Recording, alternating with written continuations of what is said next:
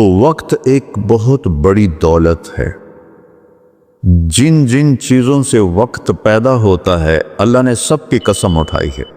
ہر وہ چیز جو وقت کے بننے میں استعمال ہو رہی ہے اللہ اس کی قسم اٹھا رہا ہے، یہ بتانے کے لیے کہ یہ جو سانس ہے نا اب یہ کبھی واپس نہیں آئے گا۔ گئی دولت واپس آ جاتی ہے، گئی صحت واپس آ جاتی ہے، گری عمارت دوبارہ بن جاتی ہے، لیکن یہ جو سانس وقت نے ہریا ہے واپس نہیں آ سکتا ہے۔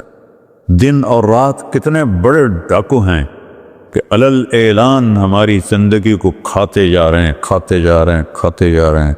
کوئی ہمارے 100 روپے جیب سے نکالے تو ہم کہتے ہو یہاں جمعے میں آ جاتے ہیں جیب کترے، وہ موبائل نکالتے ہیں اور جی میرا موبائل نکل گیا، ذرا ہوشیار بھی رہنا، پتہ نہیں آئے نہ بیٹھے میں تو وہ میرا موبائل نکل، لیکن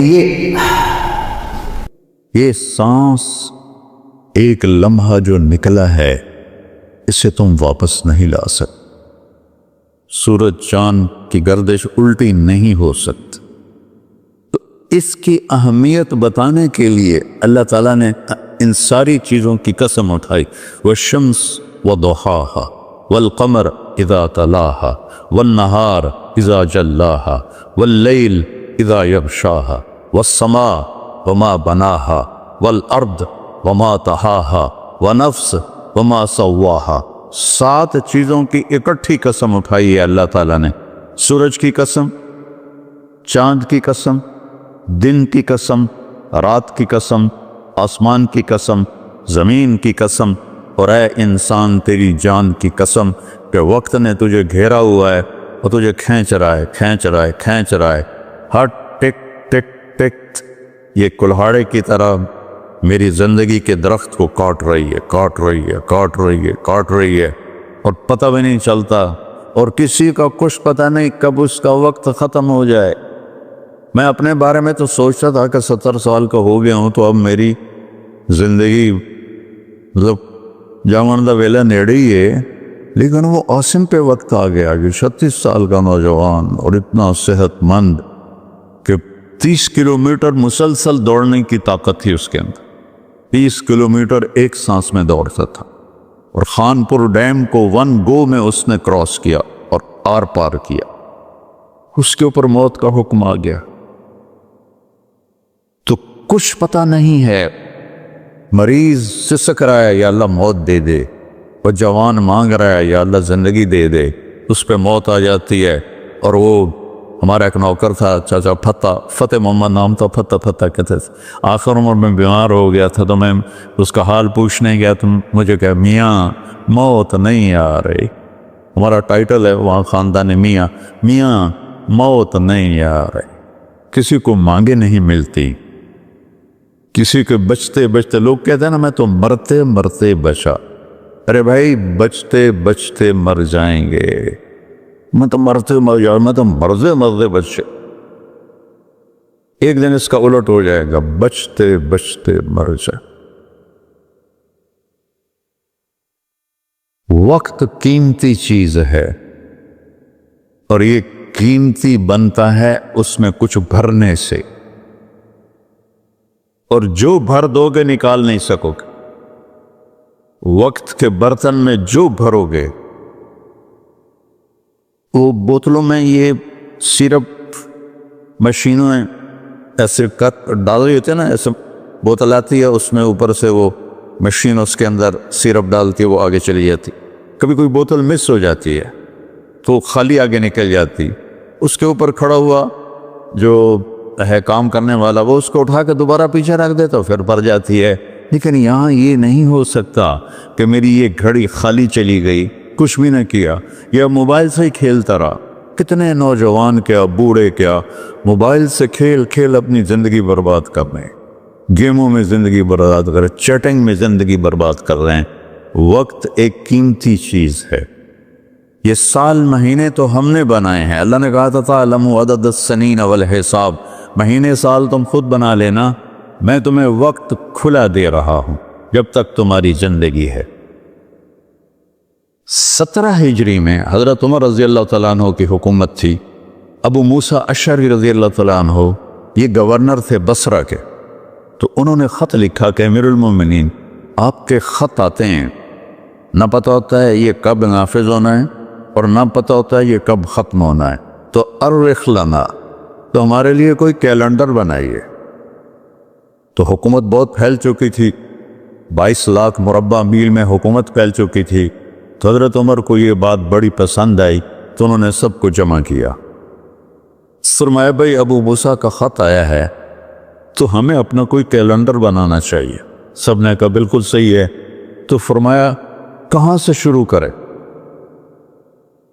تو ایک رائے آئی میلاد النبی سے شروع کرے، ولادت نبی سے شروع کرے۔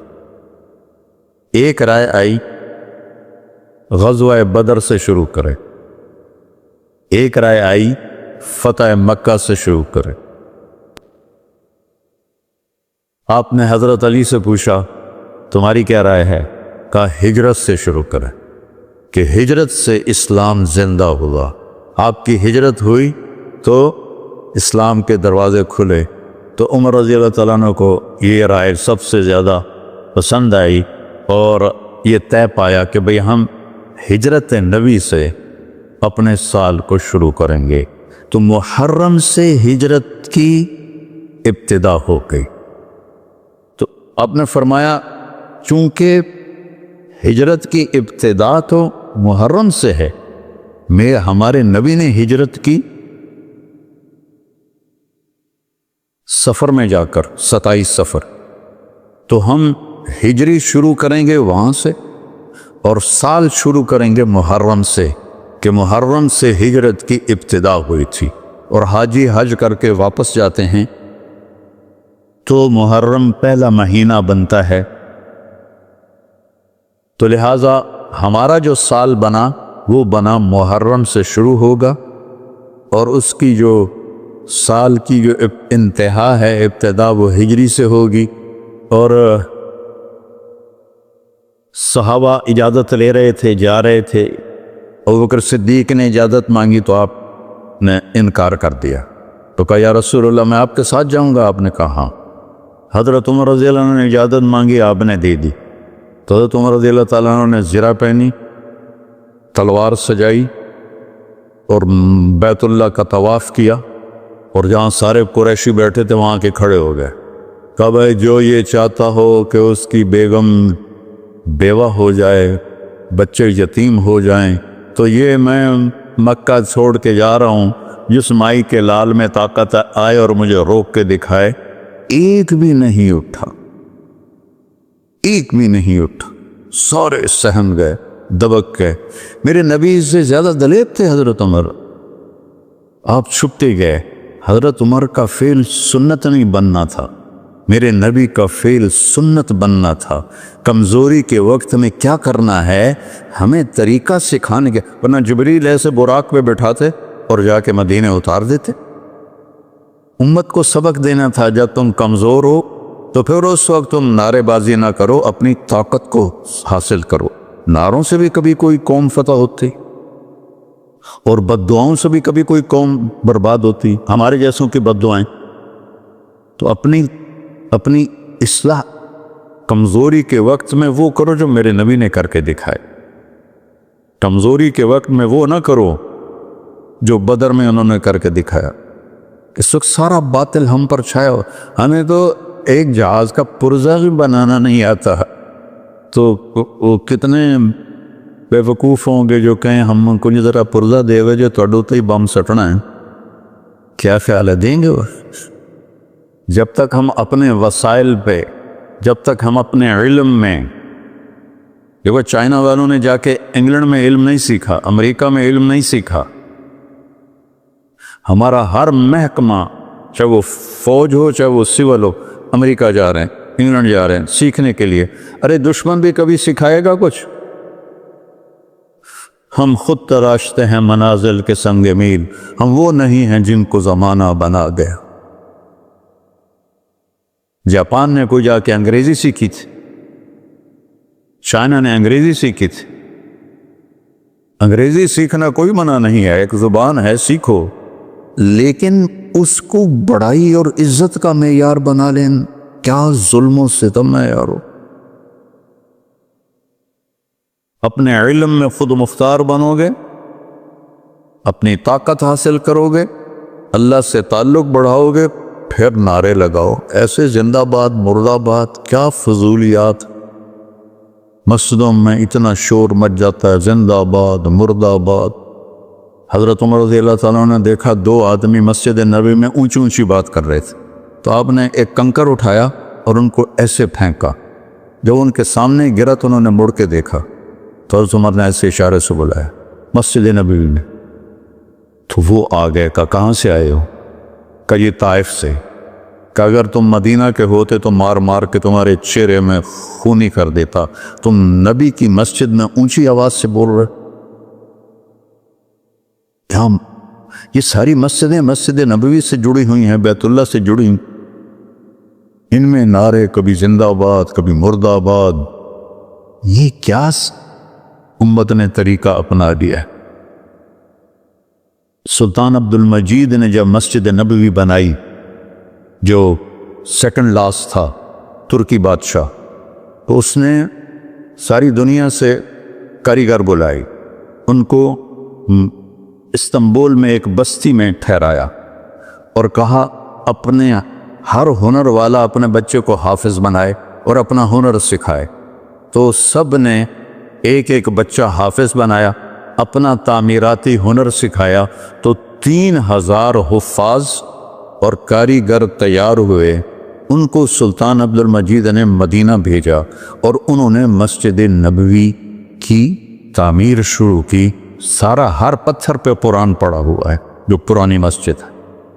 اور جب کوئی پتھر رکھتے تھے اور وہ تھوڑا بڑا ہوتا تھا، اس کے مطابق نہیں ہوتا تھا، تو وہ نشان لگاتے، اور وہاں بھی تراش سکتے تھے تیشے کے ساتھ، نشان لگاتے۔ جس بستی میں وہ ٹھہرے ہوئے تھے وہاں وہ پتھر واپس جاتا، وہاں اس کی کاٹ تراش کر کے پھر واپس بھیجا جاتا، پھر اسے لگایا جاتا، پھر وہ تھوڑا سا زیادہ ہوتا، پھر وہیں جاتا تھا اور وہاں جا کے تاکہ ٹھک ٹھک کی آواز میرے نبی کو تکلیف نہ دے۔ میرے نبی تو اپنی قبر میں زندہ ہے، تاکہ ان کو تکلیف نہ ہو، تو پھر اس کو واپس لا کے پھر جوڑا جاتا تھا۔ ایسے ہی بیت اللہ بنا، وہ جو پرانا اب انہوں نے گرا کے نیب کر دیا، تو ہر پتھر پہ قرآن پڑھا گیا ہے، ہر پتھر پہ۔ اور مسجد کا ادب ایسا تھا۔ پھر اس کے بعد یہ نئی مسجد، ہر سال میں جاتا تھا، میں دیکھتا تھا وہ کاریگر سگریٹ پی رہے ہوتے تھے، دھواں اڑا رہے ہوتے تھے، اور ساتھ تعمیر کر رہے ہوتے تھے۔ نہ وہ عشق میں رہیں گرمیاں، نہ وہ حسن میں رہیں شوخیاں، نہ وہ غزنوی میں تڑپ رہی، نہ وہ خم ہے زلف ایاز میں۔ وہ زمانہ ہی بدل گیا، وہ مسلمان آئے عشاق گئے وعدہ فردہ لے کر، اب انہیں ڈھونڈ چراغ رخ زیبا لے کر۔ تو ہمیں قمری سال دیا گیا، اس کی وجہ مجھے سمجھ آئی 2014 میں جب میں ناروے گیا، اور ناروے میں ہے اینڈ آف دا ورلڈ، شمال میں and of the world Norway میں ہے۔ میں وہاں گیا، اس علاقے میں 2 مہینے سورج نکلتا نہیں اور 2 مہینے ڈوبتا نہیں، تو کیلنڈر جو شمسی ہے وہ فیل ہو جاتا ہے۔ رات ہے لیکن سورج نکلا ہوا پتہ نہیں دن ہے یا رات، دن ہے سورج نکلا ہوا پتہ نہیں دن ہے یا رات ہے۔ تو کئی علاقے ہیں ایسے اوپر شمال میں جہاں سورج کا کیلنڈر فیل ہو جاتا ہے۔ تو 3 گھنٹے کا اوسلو سے جہاز تھا، آگے 5 گھنٹے کا موٹر کا سفر تھا، 8 کلومیٹر کی سرنگیں تھیں، اور پھر آخری بستی مچھروں کی تھی، وہاں سے پھر 1.25 گھنٹہ آگے موٹر کا سفر تھا۔ تو جب ہم وہاں پہنچے تو وہ جون جولائی سورج ڈوبتا نہیں، 1 اگست کو ڈوبنا شروع کرتا ہے، اور ہم 4 اگست کو پہنچے، اور شروع میں بس 1 تاریخ کو ایسا ڈوبتا ہے، ایسا نکل آتا ہے، پھر 2 کو تھوڑا سا وقفہ کرتا ہے، 3 کو تھوڑا سا وقفہ کرتا ہے، 4 اگست کو 20 منٹ کی رات تھی۔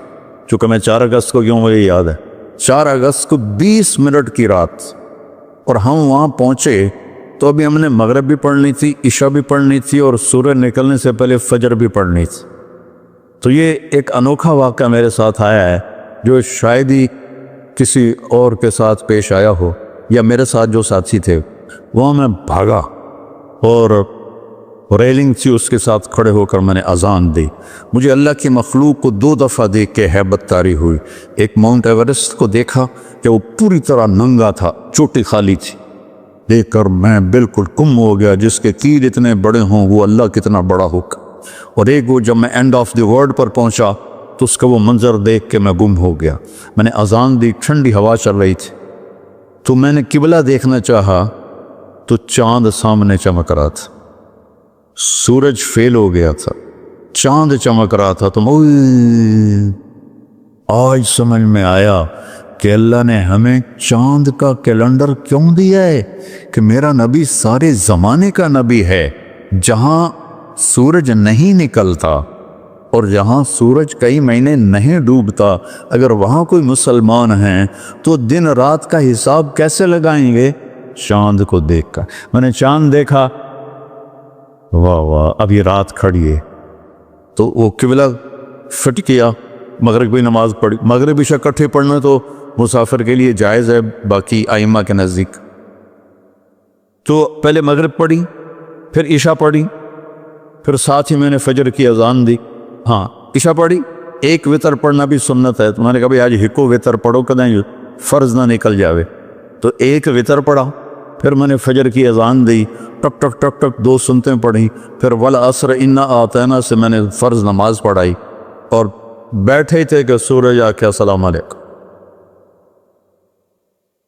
تو وہاں جا کے مجھے یہ بات سمجھ میں آئی کہ اللہ نے ہمیں چاند کا کیلنڈر کیوں دیا ہے۔ یہ کہیں بھی ناکام نہیں ہوتا، کہیں فلاپ نہیں ہوتا۔ سورج کا کیلنڈر کتنی جگہ ہیں دنیا میں جہاں فلاپ ہو جاتا ہے، ناکام ہو جاتا ہے۔ تو یہ ہمارے نبی کی عالمی نبوت کی ایک دلیل چاند کا نظام شمسی بھی ہے۔ تو بھائیو، میں بہت ساری باتیں وقت کے متعلق بتا گیا، کہنا تو یہ تھا کہ ہندسہ بدلا ہے تو اپنے آپ کو بھی بدلیں، توبہ کریں اپنے رب کی بارگاہ میں، اور گناہوں سے توبہ کریں۔ پتہ نہیں کب عاصم کی طرح کس کو موت اٹھا کے لے جائے، تو نہ جانے بلا لے پیا کس گھڑی، تو کیا کیا کرے گی کھڑی دن کے دن، نہ جانے بلا لے پیا کس گھڑی، پتہ نہیں کب موت کا ڈنکا بج جائے۔ تو بھائیو، اس سے پہلے توبہ کرو، اپنے رب کی بارگاہ میں جھکو، فرائض ادا کرو، 5 نمازیں پوری پڑھو، جھوٹ نہ بولو، سچ بولو، دھوکہ نہ دو، دیانتداری سے چلو، بدکاری نہ کرو، نکاح کرو، یہ نشے نہ کرو، حلال پیو، حلال کھاؤ، حرام نہ کماؤ، حلال کماؤ۔ ماں باپ زندہ ہیں تو ان کے آگے اف بھی نہ کرو، بیوی بچوں سے حسن سلوک رکھو، روب جمانا نہیں۔ ماں باپ سے کہتا ہوں، اولاد کی عزت کرو، اولاد کو عزت دو، انہیں ڈانٹ ڈپٹ سے نہ چلاؤ، پیار سے چلاؤ۔ اولاد سے کہتا ہوں، ماں باپ کے آگے اف بھی نہ کرو، کہ وہ تمہاری جنت ہیں، وہ تمہاری جنت کے دروازے ہیں، اور اپنی کمائیوں میں حلال رکھو۔ ایک دوسرے سے لڑے ہوئے ہو تو صلح کر لو، کہ اللہ پاک کو آپس کا لڑنا بالکل پسند نہیں ہے۔ اور اب یہ سیاست کا بازار گرم ہو رہا ہے، یہ نہیں منافقت ہے، منافقت کے سوا کچھ نہیں ہے، اس سے دور ہی رہو تو اچھا ہے۔ اور اگر کہیں کوئی سیاست کا کسی کو شوق ہے تو پھر اپنے مخالف کی بدخوئی نہ کرے، اس کی برائی نہ کرے، اس کو گالیاں نہ دے، اس کو برا بھلا نہ کہے، ورنہ اپنی آخرت خراب کرو گے۔ یہ ایم پی ایم این اے ٹکے ٹکے بک رہے ہیں تو ان کی کیا حیثیت؟ آج کل کے وزیروں کو کون پوچھا؟ وزیر اعظم کو کوئی نہیں پوچھتا تو وزیروں کو کس نے پوچھنا؟ جب میں لاہور پڑھتا تھا تو مغربی پاکستان ہوتا تھا، ایک صوبہ، اور اس کا گورنر تھا امیر محمد خان اکیلا، اور پورے مغربی پاکستان کے 11 وزیر، ان کا روب بھی تھا، ان کے پاس پاور بھی تھی، ان کا پروٹوکول بھی تھا، وہ دیانتدار بھی تھے۔ کیا کریں، اپنے اوپر ہی روئیں، آنسو بہائیں۔ تو بھائی توبہ کرتے ہو سارے؟ کہو میرے ساتھ، یا اللہ میری توبہ، پھر کہو یا اللہ میری توبہ، پھر کہو یا اللہ میری توبہ۔ انشاءاللہ ہماری توبہ قبول ہوگی، اور اگر کبھی ٹوٹ جائے پھر توبہ کر لینا، اللہ پھر معاف کر لے گا انشاءاللہ۔ میں گھروں بہر نکلیاں تجارت واسطے تے ساڈے علاقے دے اندر ایک قانون تے رواج آئی کہ جے پتر جمے گا تا اسا فخر کریں دے آسے، تے جے دھی جمے آتا زندہ دفن کر دیں دے آسے۔